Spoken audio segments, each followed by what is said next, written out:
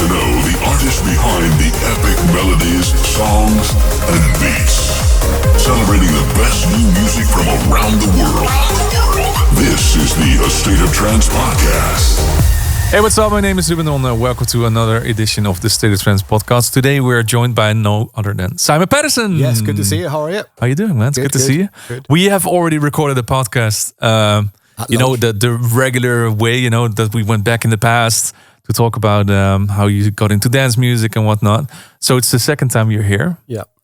So now we're going to talk about other stuff. Yeah, good. I have a couple of questions from fans. I have a couple of random questions that I have for you as well. But first of all, let's start off with how have the last 2 years been? Because it was been 2 years since you were here in the studio. Yeah, it's been a bit of a roller coaster. I'm sure people know part of my story.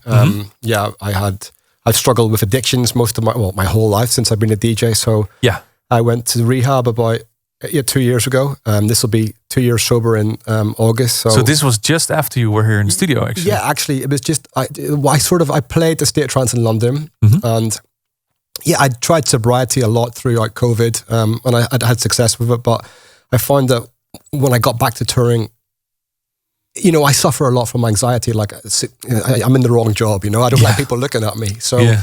I found that when I started getting back into the, touring relentlessly, not that I was as busy as I was pre-COVID, but it was getting on top of me, and I just reverted back to what I know. Like drinking and partying was the way to take away how I felt standing on stage. Yeah. And it's not just the standing on stage part; it's also me and running away from things in life. So I knew that was, the drinking and the drugs were that was the solution. For me to get away from it. So. I just find that when I played that show, actually, I remember coming back on the plane and I was like, I knew I had another string of European shows coming up in a couple of weeks, and I was like, I just don't know if I can do it. Because there was anxiety or... because that show was so pressure for me, because I had John, my manager, was on about me having to record the set, and it was just, and it was a bit of a cluster, so excuse my French, fuck of a day in the sense of what had happened, and it all got on top of me, and I wasn't drinking that day either. So I remember getting back to the airport lounge after that show, and I was like so adrenaline drained, just overwhelmed. Yeah, and there was champagne there, and I was like, yeah, let's go for it. And I just started drinking it. I knew on the way back on the plane, like, I just don't know if I could DJ again. And then as I'm terrible at telling people how I feel, so as the shows were coming up for that period, I was drinking every day, and I was locked in a room, and I wasn't, my missus would knock on the door and I wouldn't answer it. I was just like sitting in the corner, I piss in a bottle, and I was just like, I knew I couldn't stop, but I also knew that I couldn't do the shows, but I wasn't telling anyone. So I went to the airport, I was hammered, and I just had a massive breakdown, and I was just like, my auntie checked me into rehab, and I just never thought when I was in rehab, I just didn't think I would ever go back to DJing. And I made some stupid mistakes, man, like spending my money. So like when I got out of rehab, it was like, yeah, okay, I got the solution now. I know what not to do, but it's such a life change, But you're telling very easily about it, but it must be like super hard to even look back, because like you said, you struggled with it your whole career. Yeah. So it was 20 years that you've been dealing with these kind of things, but in the past you would manage to push everything away, or how did it go? Yeah, that's the thing. I sometimes I was good at hiding it. Like, you wouldn't, obviously you can tell when I'm drunk, you can tell I'm sloppy. I mean, but I wasn't like, I was just, I got very professional at being a partier, and I could hide it quite well. Sometimes I couldn't, sometimes I could, but as you got older, it was just taking its toll. And to be honest, when COVID happened, it gave me a time to chill. And then I didn't really like partying anymore. Even when I had the chance to do it during COVID, like I didn't enjoy it. And it was now, and it was just, I realized when I started partying again after COVID, I realized that, wow, this is actually not a problem. It's not like I want to do this. It's just because it's the only thing I know to take away this feeling. It was just like, and I have this feeling now talking to you, like maybe because I'm relaying the story, I'm nervous, but I'm just a shy person. And that gave me a really false sense of confidence standing on stage to deal with all the stuff that came with touring, all the stuff that came with having to smile. Even like when you saw me DJ today, I don't look up because it's not that I'm like being rude. It's because I'm just like, that's me. I'm very shy. Yes, introvert person. Yeah. It's so weird because I'm an introverted person as well.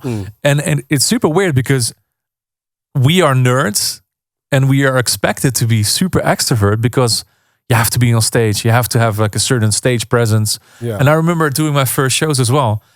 I wasn't doing like the clapping or the hands up or, trying to get the crowd going, but just focused and mixing. Yeah. And I remember this was just when social media started becoming there, So I saw on a Facebook page, they posted some pictures of the event and someone wrote like, he's such a boring DJ. He didn't look at the crowd once. Yeah. And that struck me so hard because, like I said, I'm also like yourself, an introverted person. We're studio nerds. Yeah. Not being forced, but kind of forced to perform in front of a crowd. And I can imagine that I deal with it differently than you have, but I can understand where it's coming from. The thing is that, when I was 19 years old, I did want to be the center of attention, so to speak. I did want that life. But as I got older and mature, I realized that I want to be behind the scenes. So what I took with me from 19 years old, which was wanting to be the center of attention, that still carried on because I knew that was the solution for my fear and anxiety. That took it away instantly. But it just I don't know how to explain it. It's like it went 360 where I don't want to be the center of attention anymore, but I still have to be in the limelight. So the only way I can get through it is by drinking or partying. Yeah. So it was an escape, basically. Yeah, exactly. Yeah. And then obviously that had an effect on everything in life. I would just run away from everything. Yeah. Basically. So just run away, being on tour all the time. Yeah. And that was my way of just dealing with my tax bills, dealing with whatever needs to be taken care of. I'll deal with it tomorrow. Yeah. Because when I'm in Asia, the tax office doesn't know I'm... Exactly. But you can't run away for that. This is what I'm telling myself. It's crazy how I think, but... It's like an internal thing that I'll deal with it tomorrow, but tomorrow never comes. Well, it is here. Tomorrow is here. Yeah, exactly. But I'm first of all, I'm super proud and happy to see you the way that you are doing right now because you look good. Yeah. It seems that you're in a good place. Like you said, you haven't been touring for quite a while now. Yeah. Are you afraid of getting back into the loop or do you feel that you're in a better spot right now that you can do touring? I think for me now, like obviously coming out of rehab it's not been easy. Like there's been many a time where I've been like, is this really what it's all about? And I could have crumbled anytime. It's just the difference is that it's just the solution for me to drink, or if I know if I pick up anything again, however I'm feeling right now, it's game over tomorrow. Yeah. In the sense of there's no way back for me. With my family, with myself, I just wouldn't be able to get over it. It would be the end for me. So it's not a solution. It's not. I just feel like now, like I said a minute ago, I don't. The buzz for me of being in the center of attention is gone, and it's like a young man's game. Like I feel like I'm better off suited to help the youth in whether it be with my story or to help them through. Oh, that's what you're doing right now. Yeah, to help them through the pitfalls of music and to help them succeed in music. I would be a great manager, but I'm just not very good at managing myself. Well, if a manager don't want to do taxes, Yeah, exactly. Yeah. No, that's not the right thing. Yeah. So it's funny that you mentioned it because I'm pretty sure that John has had a big part in this whole story as well. John Askew. Yeah, he helped me a lot. But this is something I have to do by myself. You know, it's all well and good having people around you that help you, but this is a me thing. I've got a great sponsor who's also in the music industry. So I have a good team of people with me. You can't do it on your own, man. Mm-hmm. You can't do it on your own, but it's hopefully my story can inspire others. That's when I think to myself, I can't be arsed today to go and do all the meetings and group stuff. I know there's a greater picture for everybody else. It's not just for me. What would be the one thing that you would tell to yourself, to that person 2 years ago? What if you had like a helicopter view and you saw yourself in that corner, just I don't know where I didn't in shambles. Yeah. I just the thing is I never knew I had a problem. That's the thing. It's so crazy, and I hid it so well, like from my missus, and I just don't know how they didn't know. Maybe they did know, but they just didn't know how to tell me. Yeah. But they probably knew. Yeah. But I did hide it well. But I just don't know where it went wrong in the sense of where I lost my confidence. Mm-hmm. Because that's never been there since I started. Yeah. The first time I ever DJed was at a place called The Cross in London. It was my first ever gig, and I remember like going to play, and I was so nervous that I just told the guy who had booked me I can't play because I had an ear infection, and he was like, "What? You've been begging me to play for ages," and I was so nervous I couldn't. So I told my friend, "You're gonna have to play." So he played, and then I went and had a few drinks, and then I started to feel okay. And then you were like, okay. I'm coming on. I'm coming on. Yeah. So I told them to get off, and I started playing. I was like, oh, that is the solution. Yeah. And it's from there that's just gone from there. Yeah. So alcohol became The solution. Became your confidence. Yeah. Yeah. I think that's a really big problem in not necessarily only in dance music, but in life as well. Because a lot of people, I know a lot of artists say the same thing. Like, I need a drink to get the confidence going. I used to do that in the past as well, but then I just realized, okay, that's just bullshit. Yeah. Because you think your best friend that works in the office, they need a drink also to do a meeting or do work. It's ridiculous when you start thinking about it that way. But it's hard to tell someone like that who's like, my friends would always say to me, come on, just go out and have one drink. And even now, like, of course, they're not true friends, but even they don't know my story. I always say to people, like, it's all well and good you going out and having one drink, but I will be the one that's still drinking on Wednesday. You guys can stop. I just can't. Yeah. When I start something, it's me. I'm all into it. So with whatever you do. Yeah, but exactly. Yeah. That's just still with my production and everything. I'm just an all or nothing type of guy. That's just the way it is, and I have to accept that's me as my personality. But yeah, now I know that it's I can look back in hindsight. Yeah, I think that's also a very big pitfall for also up and coming producers and DJs that get into the partying world. And of course, it's fine to have some fun here and there, but in the end, it's your job. Yeah. And sometimes I see it also with other artists. I'm not going to call or name shame anyone, but they get to a party or to a festival, they get shit-faced, and you see them wandering around and like, this is your job. Like, people see you the way that you are. And if you walk around the dance floor and you see an artist in the corner just drinking their butts off, it doesn't look good. Yeah, I mean, and doesn't look good. Yeah, it doesn't look good. It doesn't look good. I know, and I honestly, there's no help for people in the music. I mean, you'd be surprised in AA how many musicians there are. It's so many, and I don't understand why, especially in electronic music, that there's not like a support. Once I get more years of sobriety under me, I really want to. That's what I want to do when I finish, is start something for the electronic kids. There's so many pitfalls in music that I could definitely help with, and I'd like to start like something in that. But I know Armin tried to do that during COVID. He started that. And the group is still there, I think. So there's still, the funny thing is that during COVID, everybody was like, we're going to be new when we're going to tour. Then it's back to how it was before. Yeah. That's what happened to me. I thought, I haven't got a problem. And then I went from that, and then the temptations come in again, and then the anxiety comes back, and you try to push it away again. Yeah. So you probably learned now in the road that you are in to deal with your anxiety with the shows that are coming up. Are you already triggered by them, or? I am. I get triggered by it, but as long as I know that. See, what I'm telling myself is that I'm not going to be okay. That's the so anxiety you're okay comes with from. not being okay. Yeah. So the process when I get a show is like, how long am I going to be away? Where am I staying? Who's picking me up? Blah blah blah. All these things, and then as long as I can compartmentalize it, and break it down into small chunks, and know that I'm going home in 2 weeks, and then that's it. Then I can I can go get through each day. Okay. And that's the same as you work the calendar like day. The same as being an addict. I have to take each day as it comes, because if I think about 2 weeks' time, I might never get there. So I have to just take it and keep it in the. That's what my sponsor says: is keep it in the day. If you can't keep it in the day, keep it in the hour, keep it in the minute. And that's how I break it down. But I don't think that I will. Like we discussed at lunch, I'm just the social media aspect of being an artist these days is not me. And I think how my career will end up is going to be bite-sized, because I can't. It's not like I'm going to be Tiesto tomorrow again. Those days are gone. So I'm happy with how it is. Just play the gigs that are important and break it down bit by bit. Yeah, I think that's a good advice. Yeah, take every minute by minute. If you can't break it down by an hour, do it by a minute, or do it by 10 minutes, or just try and. Yeah, because I understand. Like sometimes you would have shows. For me, for example. If something like A State of Trance comes up, you already start thinking about it weeks ahead. Yeah. And you get into a sort of anxious mode.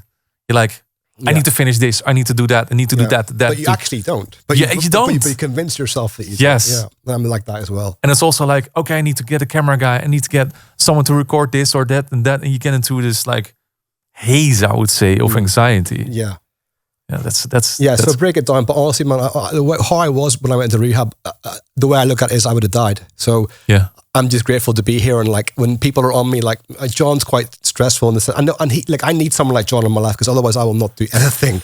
He's pushy, but sometimes how I am as a person is a way of dealing with me. And like if you push me too hard, I'll retreat. Yeah, you get silent. Yeah. So now I've just learned that just to be like I'm relaxed and just whatever it is, what it is, like no stress. Like just take it each by day, like bit by bit, day by day. And like is that the biggest change you've had in the last few last months? I would say. I'd say so. Yeah, I'd say coming out of rehab has taught me to be chilled because how it was is like it just cannot get any worse. I mean, honestly, even when I came out of rehab, the first month was terrible because you're in a group of people who are like your soldiers together, like you're like your brothers.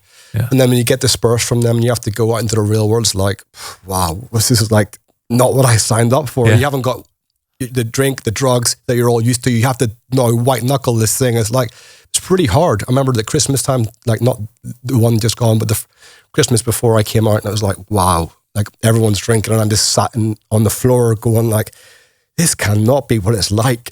You know, it's where's the fun in life? Yeah. And that's the thing I was trying to say at lunch. Like, my sponsor tells me, like, I have gone throughout my whole career using either drinking or partying for music.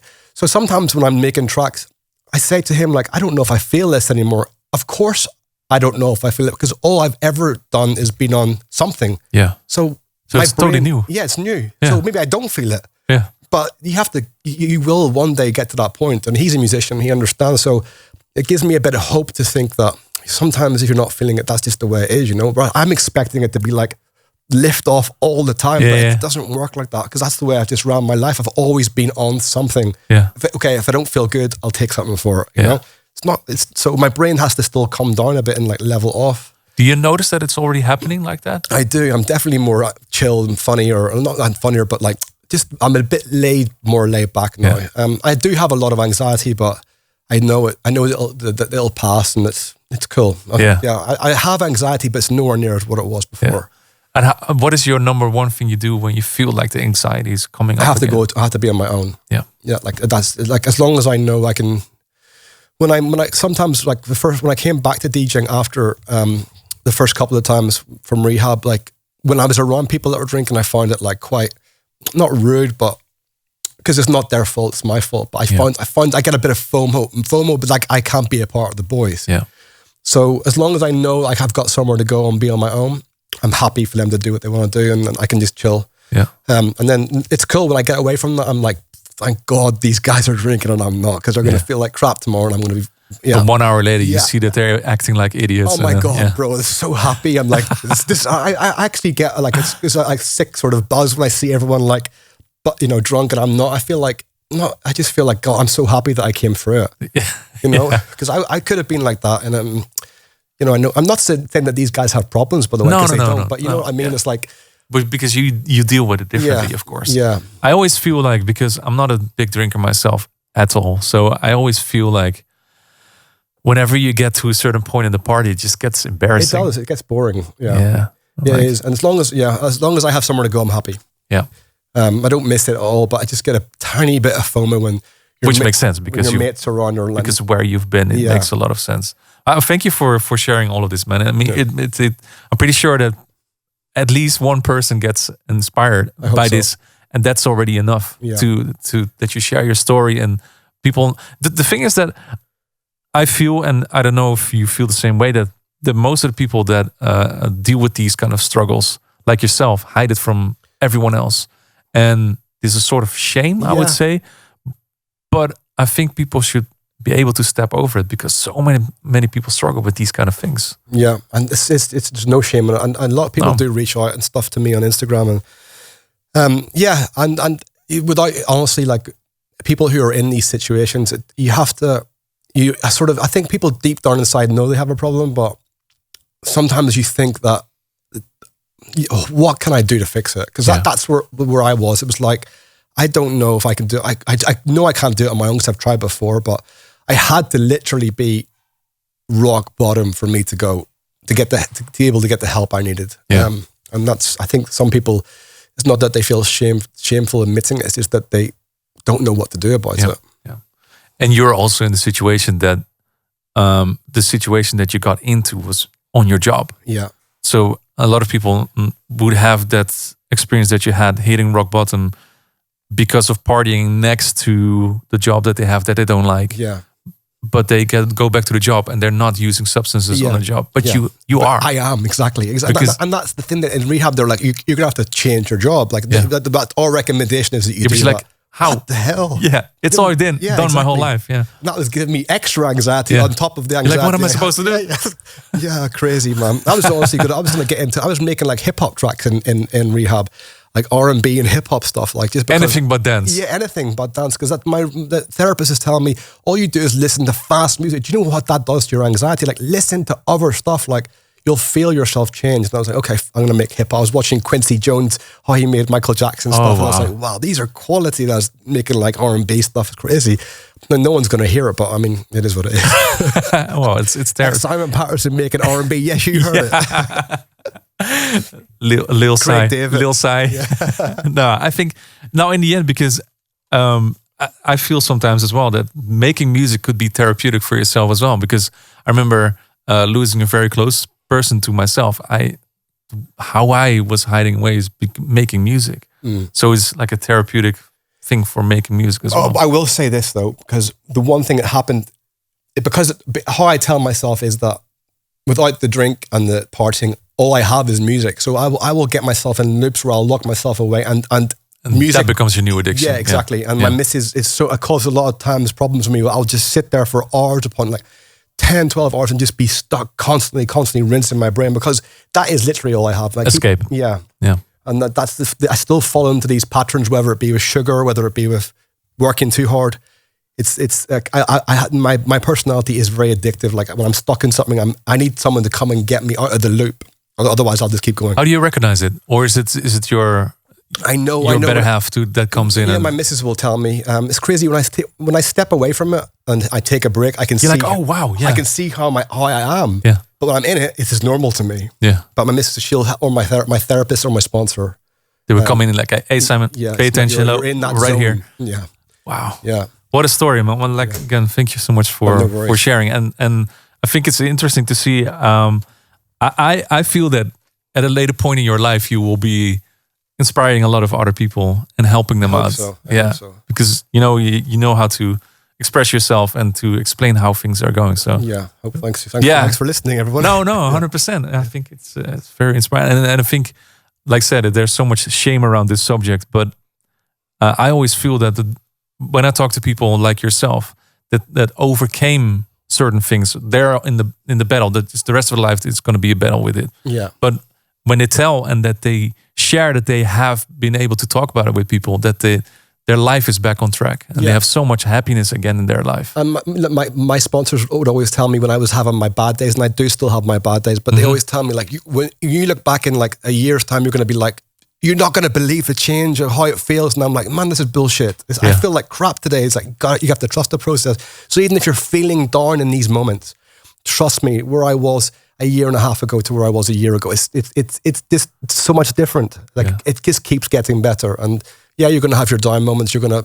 to, question what this is all about, but you just have to stick to it. It's a process, and you can't do it on your own. And look, if I can do it and anyone wants to do it, you can do it. Yeah. Definitely true, because I've seen your partying days. Yeah. I'm the OG. I'm the original gangster. I remember a certain studio moment in Utrecht. I think. Yeah. Oh my gosh. Yeah. Yes. Anyways, let's not talk about that anymore. Okay, we have some lighter questions as well, because it's still nice to hear certain things besides the massive story that you shared already. And once again, thank you for that. Let's dive into. I have 3 questions from fans here. Let's see if you can answer them. Okay. Pris Duong wants to know, what has been your favorite place to play at ever? It's a bit of a different subject, but I'd say Argentina. I would always say Argentina is my favorite. I mean, it's cliche because a lot of people who play the harder stuff and trance always will revert back to Argentina, but it is true. I'd say the Latin American countries, Mexico, Argentina, the fan base is like it's like a football. They're like so passionate, like a football team. So it's always. I haven't played there for a long time, but when I look back at the early days, 10 years ago, Argentina was always like the one. Yeah. And it's I haven't been there. Yeah, me neither. Me neither. I'm going in May. So that's the first time I'm going to be there since 2017, I would say. Me, same, probably at the same time. It's been a long, many years. 2000, maybe like 18 I played there. And it went very psytrance, the scene. And I love playing psytrance, everyone knows that. But it just, but back in the maybe 2015, 2014, like the tech trance song when it was coming through in Argentina was like just next level. The way they danced there, it's the one. The shoulder popping. Yeah. The way they got their own move. It's just, but the passion is sunglasses. Just, yeah. Oh, I love Argentina. I like definitely. Like back in those days, I think you had the same. You went there maybe 2-3 times a year. Yeah. It's such a long journey. Mexico City and Argentina, those are the ones. Yeah. Fantastic crowds, 100%. Alessio wants to know, do you like the new trance sound? We've been talking about this over lunch as well. That took inspiration from classic trance. Do you like that sound? Well, the ones that, to be honest, like over the last 2 years, I haven't really followed what's the trend and what's in, and it's all quite new to me. Yeah. I respect what everyone's doing. And I'm a little bit behind the curve on what's hot and what's not. All I will say is that it's great. Look, I don't pigeonhole anything. I think all the way the techno is now, it's very trancey. Everything's gone a bit trancey. Yeah, which is good. Yeah, so I don't mind it. And trancey has gone a little techno. Yeah, exactly. Yeah, that's it. I think everything just is coming together. Yeah, like we were talking about this also. Like you would say that some of it is sort of like a hard housey kind of, but pigeonholing is just ridiculous anymore because everything's just blending together. Yeah. I have no comment on it. I think it's all great. Yeah. As long as there's always someone behind it that put their heart and soul in there. So who are we to judge about that? Anything?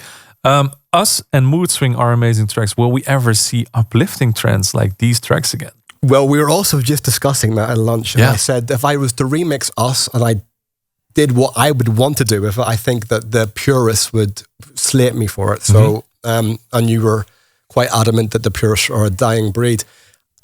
It's my record, so I can do what I want now. Yeah. but out of respect, I just don't think I would.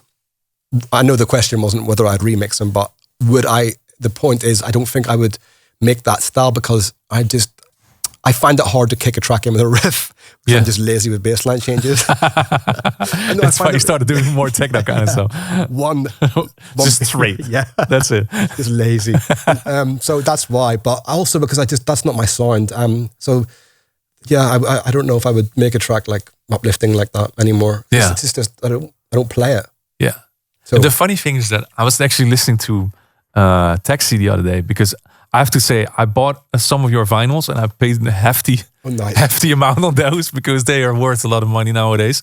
I was listening to those, and then actually, if you would take the drops that you created in 2007 and 2008, they will be super relevant now. I know. That's when I was listening to Beatport today and I was hearing all the peak time techno tracks. That's what they were doing. That's what you were making. And I was like, I was doing this 10 years ago, which is great, but I can do that all day long. Yeah. The thing is that, that's what my style is. Like if I was to, that's why I don't really make the uplifting stuff because I made one or two of them, but like I always found it hard kicking a track in with a riff. Yeah.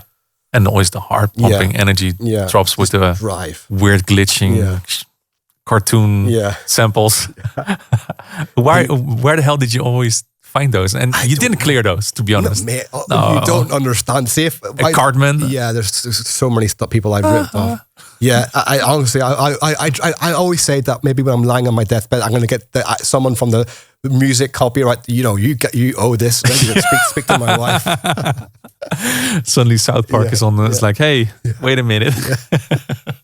All right. So when I look back to your set that you played for us, I would say you're more on Edinburgh drum code kind of route that you're in right now. Is that where you're going right now? Yeah, that's where I'm going for sure. I've always but it's a bit of a psy twang. It's always going to have that psy bass line. But that's sort of like a bit more stripped and a bit more driving. I love everything, but it's just like that's where I'm at. Yeah. I feel that you've always been there. Yeah. in all honesty. But now you played an Empire remix that you did, and you were about to play a remix for Unfeast to Let You Go. I was about to. I was about to, and the reason why I didn't is because that there's a riff in that's very similar to something else, and I just didn't want to have it online before I changed it. Keep it away from everything. So no, I think it's super nice to see what you're doing, and that you're steering in a direction that I feel that you're super passionate about. Yeah, I love that. So when I said to you today, when I was on the plane yesterday, I was like, I can't be bothered to go. I made all these. I didn't play a lot of stuff today because a lot of stuff isn't finished. And I always have this thing in the back of my head that I love it when I listen to it in my studio, but when I go and play it out, I'm like, I should have done. If I don't like it, it's going to ruin the track for me. So I just rather get it finished. But when I played the stuff today, I was like, actually, I did get that buzz back again. When I was telling you this morning, I was like, sometimes I trying to find it. I was like a bit missing. But yeah, maybe I was a bit tired. But yeah, no, I have done a lot of stuff, and I just need to be a bit faster with the studio work because I'm so how I am as a perfectionist. It does not suit this era of musicians. You have to be fast. You've got to make decisions, and I'm just not that guy. Yeah, because the track is out and it's old. Yeah, so you have to be. You got to be able to make those cutthroat decisions, which I'll be on a kick and bass for about 3 weeks. Sometimes I envy duos or trios because they say to each other, "Okay, now it's done. I know. Let's get it out." I need someone to be there. No, it's good enough. We're going. Yeah, like you said with Ferry Corsten, just bounces it and that's it. Yeah, we're bouncing it. That's it. We move on. I need to be able to do that myself. I don't know how to teach myself that.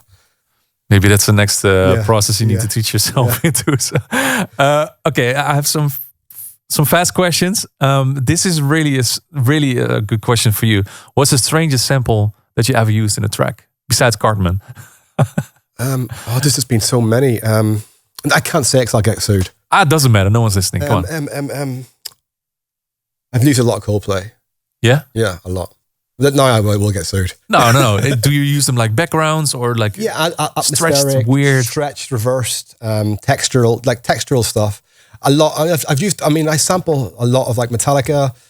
It's always like just hits and then reverbed or reversed, and then layered with the actual chords. That's when I was doing the sort of like ethereal breakdown stuff. But nowadays, I don't know what I do. See when I make tracks, like if you told me how did you do that, I don't know. Happy accidents. Yeah, exactly. Yeah. I couldn't repeat it. Like the Bulldozer remix was like I just put a whole load of Bulldozer parts into Ableton and follow actions and just let it for 2 minutes, and I just chopped it all out.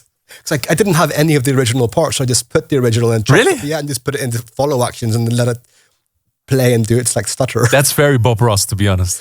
Yeah, it's a little happy accident here. With that's what I like to do. Van Nuys Blue or whatever it's called, stuff like that.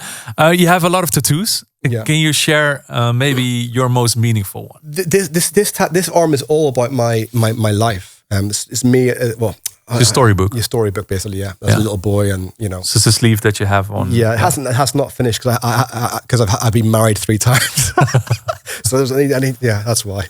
So every time there's another wife, another wife, another tattoo. Yeah, basically. I'm joking. So as soon as you have 2 sleeves, then we need to be worried about things. Yeah. No, that's what my current wife says. But it's the story of my life, and like it's got my son on it. It's got my me as a boy, as dreaming to be a DJ, growing up to the steps to DJ on a stage. So it's not finished actually, but yeah, that's the story of it. But that's I got this tattoo when I was high. Yeah. So it's a reminder of it is. When I look at it, it's like it's not that I don't like tattoos, but it's just I wasn't that guy. When I looked at me now to come to know, it's not the same person. And what's the one on your wrist? It's like some. This does mean something to me. It means forever in Thai. Okay. Yeah. In what language? In Thai. In Thai. Yeah. Okay, forever. Yeah. Okay. And that is a synopsis of life. I want to live forever. Oh yeah. Yeah. Which is impossible. Hate to cut the story, but it's not. Let's see some other questions. Well, we talked about balancing, staying true to your style and adapting to new trends.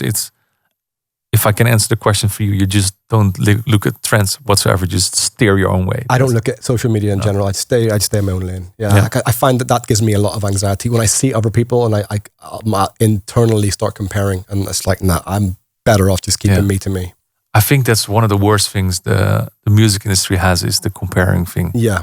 Yeah, because you're like, why does this post have this? Or why is he playing that? Or she's playing that show and why am I not doing it? I used to get like that where why is he doing that? But now I feel to myself, I'm doing, what am I? I'm like, I feel like I'm irrelevant now, you know? That's what I'll tell myself. Yeah. God, this guy's flying. I'm like totally irrelevant. But it's so unhealthy, social media. It is. Yeah, 100%. But still, we have to deal with it somehow. Yeah, I know. I need someone to take care of it. If anyone out there wants to deal with my social media, please. Take it. Yeah. Take it, whatever you want to do. Okay, what is your favorite song that you never play in your sets? Which is a hard one. I like the Dogzilla stuff. Yeah? Yeah. I don't play it a lot because it's a little bit, it's a bit girly. Like, you know, in the sense, you know, I don't mean that. You know what I mean? It's I like, know what you mean, but it's funny. Yeah, like Without You, I love Without You. I love Your Eyes was really cool. Like, I was going to do a remix of that. I need to do that because it's hard to mix that track because it's got like a skippy 3/4 beat at the start. But I should do that. But like Your Eyes, sorry, not Your Eyes. What was the other one? It was Without You and Dogzilla.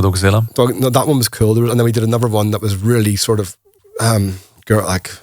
cheesy, girly, but beautiful. But I can't remember the name of it now. It was on Armada.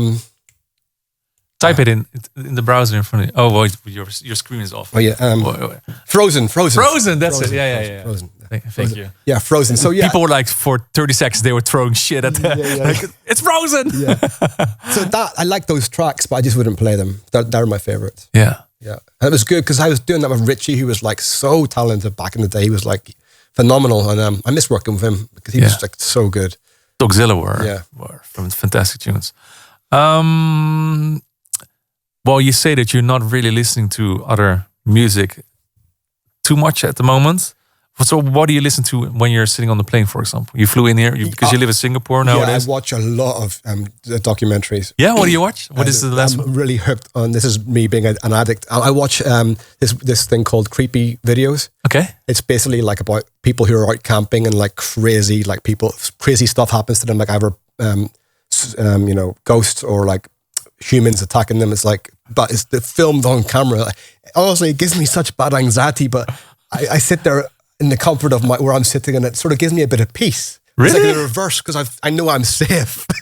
But I watch these videos, I just watch some and repeat. It's like, it's crazy, man. Some of the stuff these guys, it's real life people, but they're like camping, and they've just gone out to like film their camping trip, but they've come across supernatural stuff, or they've come across like human beings that want to like take them out with knives. It's like, wow. And they catch it on camera. And it's like, wow. So I go through that. I either watch that, or I watch boxing, or I watch tutorials. Okay. So, but when I honestly, I don't listen to music because I spend so much time on my own stuff that unless I'm referencing, I just stick to my own stuff. Yeah. Which is probably pretty egotistical to say that, but no, it's fine. You know, each of their own. Yeah. I mean, when I would listen to other people, I would listen to mostly like drum and bass, hip hop, or stuff that's not fast. Because I like to take inspiration and samples. That's where I get most of my sample ideas from when I'm out walking, is like hip hop stuff, like, you know. Who's your favorite hip hop artist? I love Young and Ace. Okay. Yeah. Favorite track?